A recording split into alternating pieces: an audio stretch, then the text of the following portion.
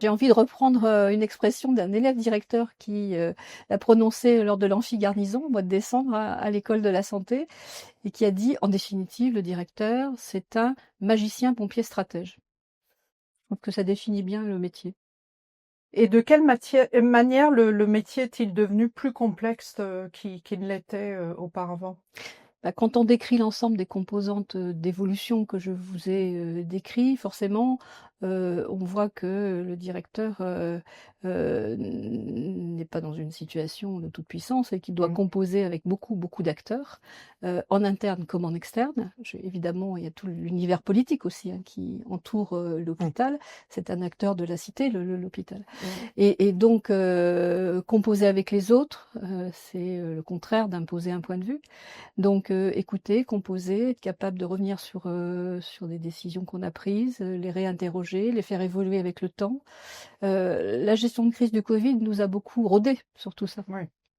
Et quelles sont les qualités essentielles maintenant pour être directeur d'hôpital, selon vous?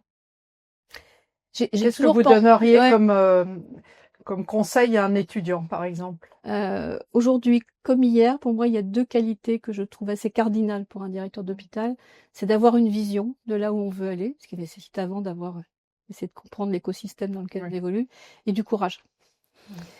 Et ça fait pas tout, une vision et du courage, mais ça aide à emmener et à donner du sens à une communauté et du courage, ça aide à prendre des décisions qui sont pas, toujours populaires, mais qu'on considère comme étant, nécessaires à l'établissement qui vous est confié.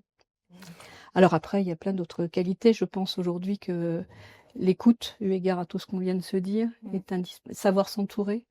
Un Oui. directeur tout seul n'existe pas, il faut une équipe. Mmh. Prendre un soin très attentif à la gestion de son équipe, la composer. La responsabilité d'un directeur aujourd'hui, c'est aussi de faire grandir ses directeurs adjoints, de les accompagner parfois vers d'autres ambitions que celles de l'établissement, de leur proposer des formations. Voilà, autant de temps, ça prend du temps hein, de Mmh. constituer une équipe, mais en même temps, ce n'est que comme ça qu'un directeur sait être efficace.